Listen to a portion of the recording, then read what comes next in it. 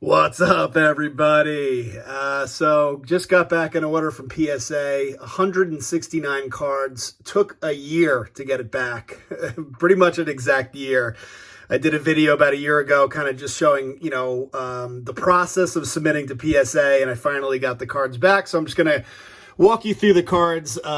69 of the cards were submitted by Jay, Parlay Jay. He was at the National with me in Chicago. 50 cards were submitted by my friend Chris, who I've done a couple of videos with, and then 50 cards were mine. So I'm going to go through them pretty quick here, guys. As quick as I'm going to go through 169 cards.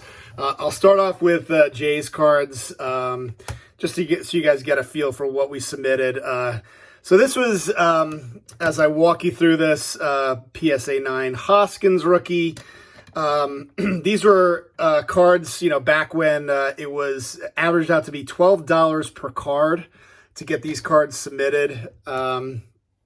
This was before everything shut down and sort of the height of the junk slab era. In hindsight, it's funny because I actually think that maybe PSA shutting down is a good thing because some of the cards that we ended up submitting, so like the two, the Walker Buehler rookies, I think are, good to submit. Those are pretty nice cards, PSA 10. But, we ended up like submitting some real low end stuff. There's a Shane Bieber rookie. I think he got 8 Shane Bieber PSA 10 Chrome rookies in a row. I think this starts off a run of like 8 of them in a row, which is probably the best run that we had in this order. I should just throw them in the background, all these Shane Bieber PSA 10 rookies that he got. Jay did really well, as you can see here. Another PSA 10 Shane Bieber rookie. Another PSA 10 Shane Bieber rookie. And another PSA 10 Shane Bieber rookie. Look at that. So I'm sure Jay was really happy with his results. Now these are cards that a lot of these cards I wouldn't submit anymore, obviously, especially if PSA is going to charge like $200 to get a card graded. But when we submitted these last year, like I said, only $12 a card. There's a Michael Kopech rookie, PSA 10. And then a Jeff McNeil PSA 9. Jeff McNeil. He submitted a Jeff McNeil rookie. So times have changed, obviously. I'm not going to be submit a card for $200 to get a Jeff McNeil PSA 9 or a Ramon Laureano PSA 8. So obviously times have changed. So much has happened in the hobby just in the last week. There's a Yastrzemski PSA 9. PWCC basically is dead. I mean, as far as I'm concerned, they're dead. The Tatis rookie debut, PSA 8. It's crazy because, the way I look at the whole PWCC thing, guys, they were, for those of you that don't know, eBay basically took down all of their listings, whether it was an auction or a buy it now. And by the way, I had about like 10 cards that I was watching for PWCC, and all of a sudden all of them ended. And I was like, whoa, did they all sell? And only to realize that PWCC was basically shut down off of eBay. And the reason eBay shut them down was because of shill bidding, which, people texted me about this, and I was like, it's about time is what I said to most of the people. Like, did eBay just realize that they were shill bidding? Like, don't we all know that this was going on for years? So, like, why all of a sudden would it be, I didn't really look into it too much, but I guess, eBay it was sort of the final straw for them. It's funny because shill bidding doesn't bother me as much. Like, I think PWCC is, kind of a crappy company. Obviously, I remember when the whole thing about altering cards came out, and PWCC was like, oh, that's just altering cards is like changing, airbrushing a painting. It's like they compared it to artwork, which artwork, it's not frowned upon to,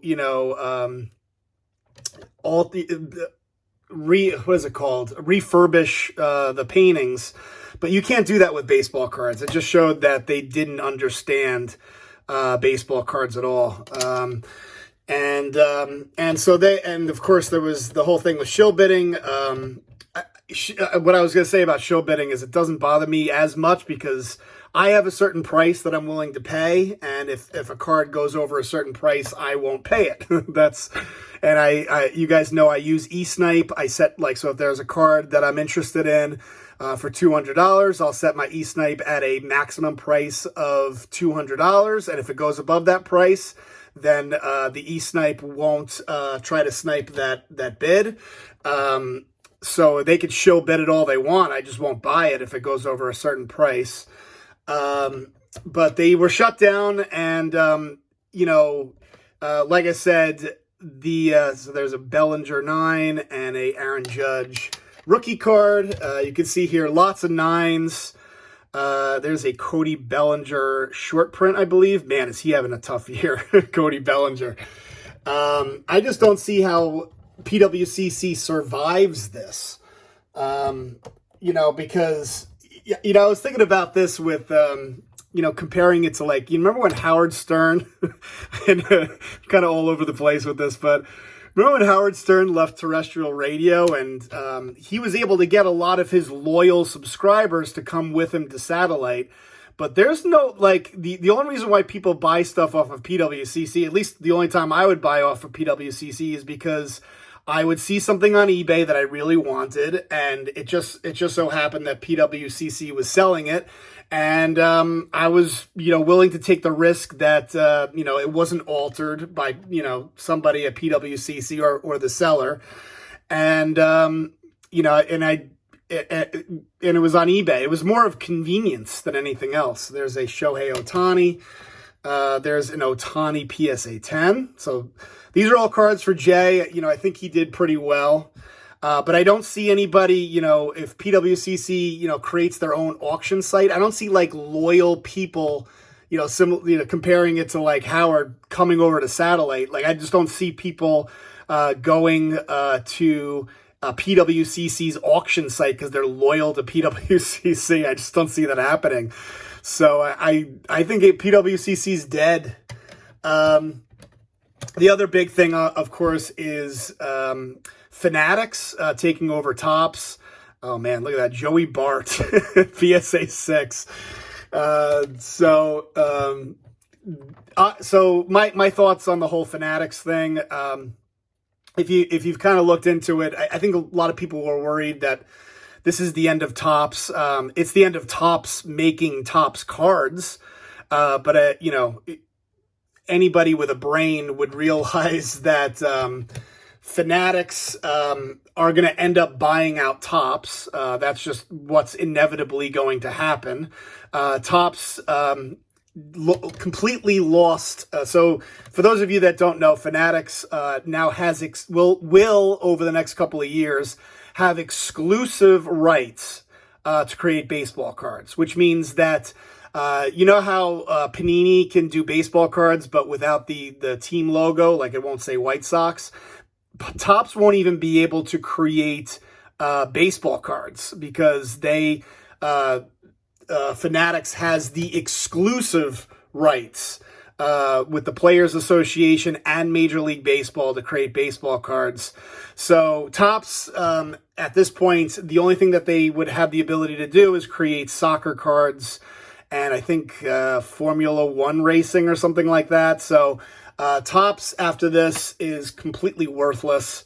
And so when you do that, it just makes sense. And with Fanatics not having any presence in the baseball card market, it makes sense that they're just going to be able to buy out Topps, and Topps should be on the cheap in a couple of years because they really won't have any value anymore.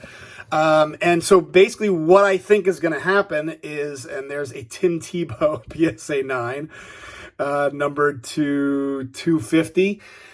Is Fanatics will eventually buy out Topps. So what will happen is they'll, hopefully in 2025, 2026, when Topps can't create Topps baseball cards anymore, that it'll just be that Topps 2026 will come out. It'll just be made by Fanatics. So the only difference is you'll see Topps and Topps Chrome. And on the back somewhere, like on the bottom, it'll say made by Fanatics. That's what I think will be the impact of this. I guess it's sad that Topps won't be making the cards anymore. But, it just makes sense. Of course, this is all speculation. I don't know this for sure. I just don't see a situation where Fanatics, where they come out with a Fanatics brand and anyone being into that.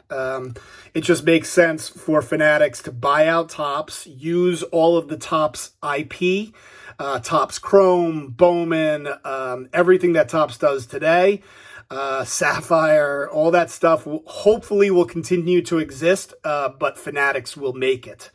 So here's a Shane Bieber. Unfortunately, he got 5 PSA 10 Topps Chromes, but on the black and the Topps Chrome Auto and black, got an 8 and a 7. So those are my thoughts on that. It'll be interesting to see where Panini lands in all this. Obviously, Fanatics, as far as I know, they got a deal to make cards for football and basketball, but don't have exclusive rights as of yet in basketball and football. But I'm sure that's what they're going to be going after. And who knows, they may try to, monopolize the entire industry.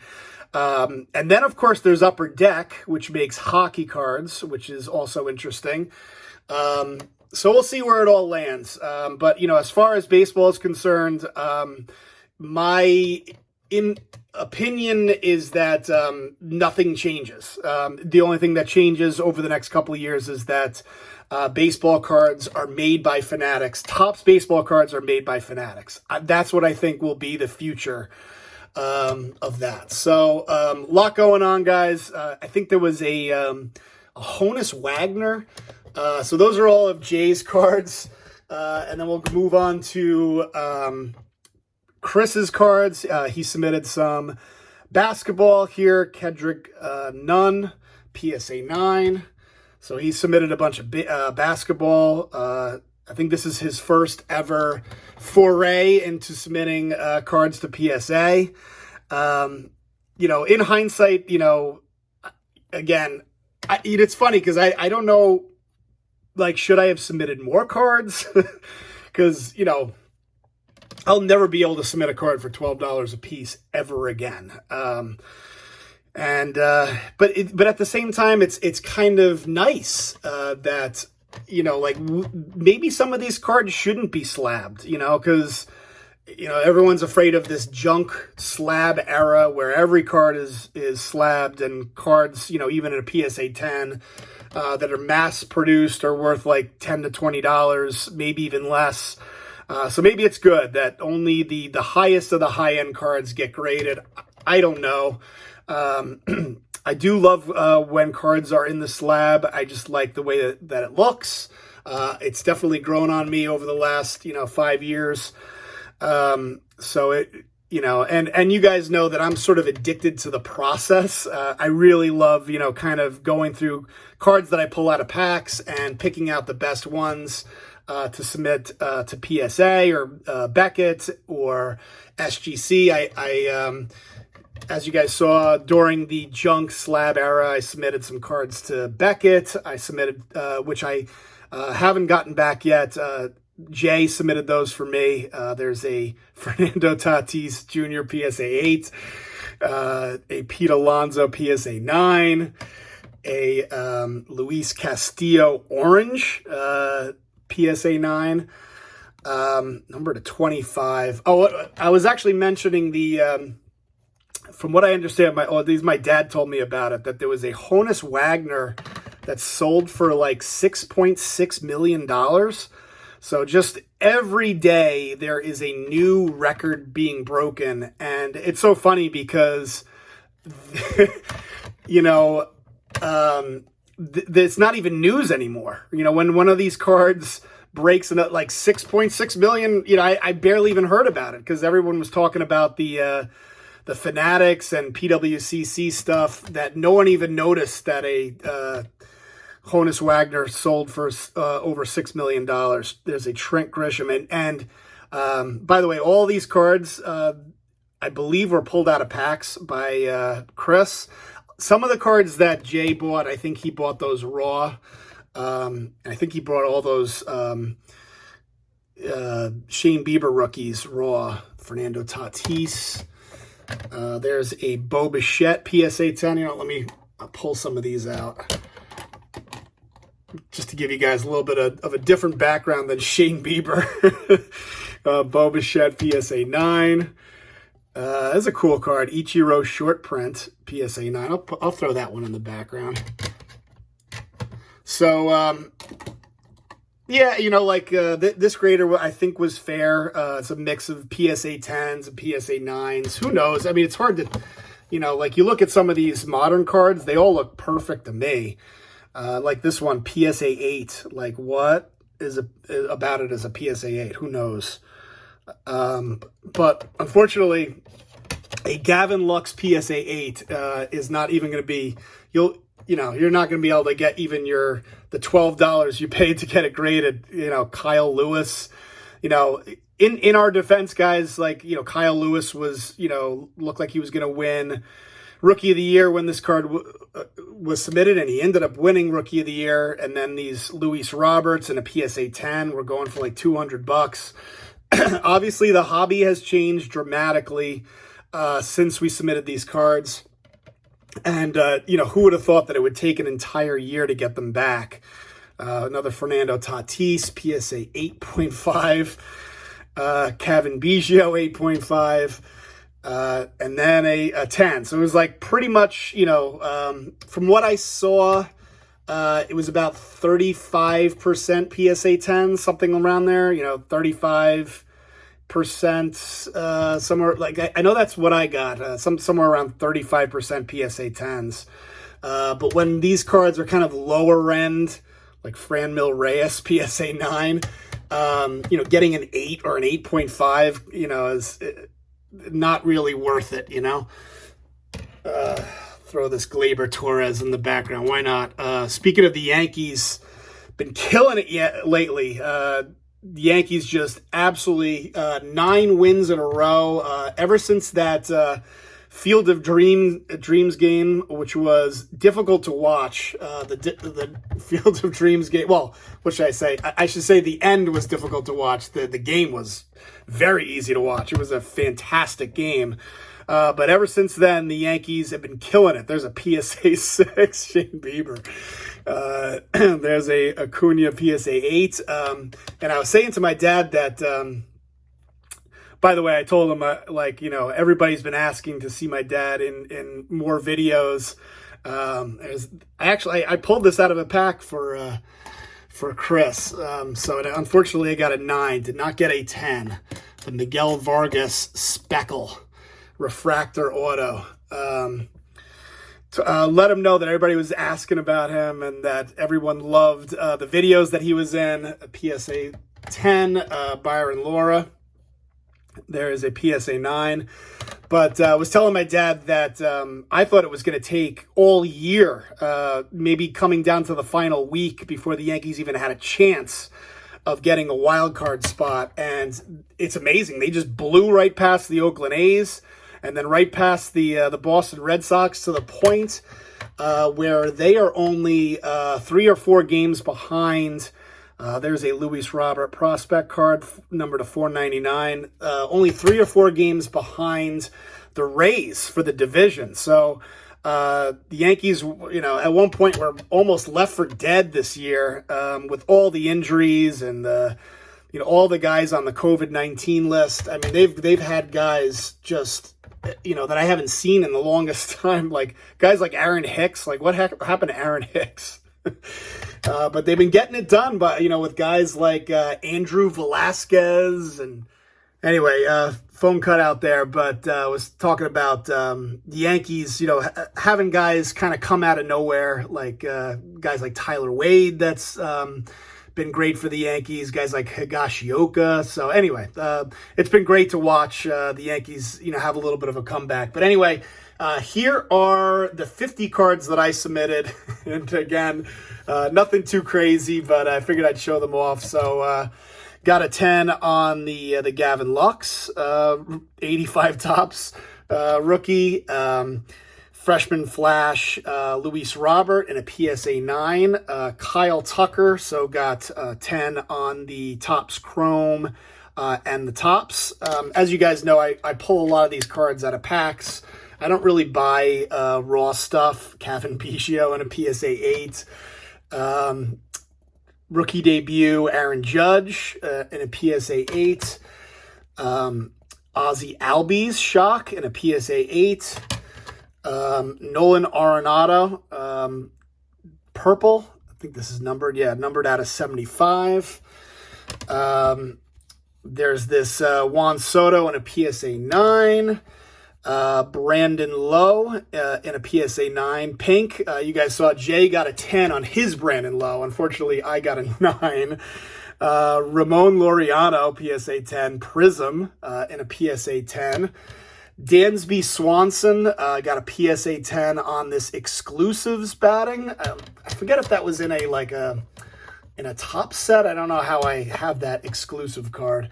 And then you have 2 David Dahls. One is the short print and one is just the regular base, I believe. So they're both PSA 10s. I submitted 50 cards. Like I said, Jay submitted 69. Interesting number there. And so these are the cards I submitted. Luke Voigt got an 8. Yoan Moncada got a PSA 8.5 of him with the White Sox. And then him with the Red Sox got a PSA 10. And then here is 2 more Yoan Moncadas, the Prism and the Topps Chrome, PSA 8 and PSA 9. Fernando Tatis, second-year Chrome, got a PSA 9. Juan Soto, rookie debut, got a PSA 8. It's too bad I got an 8 on that card. PSA 9 on the Franmil Reyes. Another Franmil Reyes, PSA 9. I did get a 10 on one of them. I went 1 for 4 on Franmil Reyes because I got another PSA 9 on Franmil Reyes pointing. Very underrated player, hits for a lot of home runs, but there's the Ozzy Albies. Speaking of underrated, that one unfortunately got a PSA 8.5. Get that half grade in there. This was a big card when I submitted it. Obviously not worth nearly as much as when I submitted it, but still a cool card. Mike Trout, road to opening day, and then also submitted the Bo Bichette from that same set from the summer camp that we will never forget. Both got a 9. Luis Robert in a PSA 8, and then the Chrome got a PSA 10. Submitted 2 of these family business Fernando Tatis, both got a 9. When I submitted these, like pretty much any Tatis card in a 10 was going for pretty big money, so I submitted these, but a lot came back as 9s, 8.5s. Matt Olson, Topps card, got a PSA 10. It's a pretty nice card. He's had a really nice year, Matt Olson. And then Keston Hiura, who spent time in the minors this year, PSA 8. And then the final group of cards. This is the final group here. Like I said, guys, tried to go through this fast. Austin Meadows, and then kind of update you on some of my thoughts on some of the crazy hobbies talk that's been going on, PSA 10. Also submitted some Shane Biebers. Got this one, came back as a 10. This one came back as an 8. He seemed to go back and forth, the grader on these, another 10 and another 8. And then, let's see, another 10 and another 10, both the Topps paper cards. And then, of course, the 9. Got to throw that 9 in. And then a Topps Chrome came back as a 10. So his cards, Shane Bieber cards, have come way down since I submitted those, but happy to get some 10s there. Robert Pawson in a 9. Dylan Moore foil came back as an 8. Wander Franco Mega Box came back as a 9. And then the final card of the order, Bobby Witt, came back as a PSA 10. So 1 year to get these cards back, long time to wait. By the way, they were all submitted completely out of order. I had to, reset. It was like figuring out a jigsaw puzzle, getting all these cards like back in their order, so that way I could figure out, which one were Jay's, which one were mine, which one were for Chris. That'll probably, I've got one more order with PSA that I'll be getting back. And then that'll be probably it for me with submitting, especially these lower end stuff. Like I do have some cards that I want to submit, but I'll wait until that submission prices come down. But even then, I'll probably, go for more high end stuff to submit. It's just like, what am I going to do with a Ozzy Albies rookie 8.5? It's just too much. Anyway, hopefully you guys enjoyed the video. Hopefully I could, caught you up on some things that are going on around the hobby and my thoughts. So thanks for watching, guys. And that's it. I will talk to you later.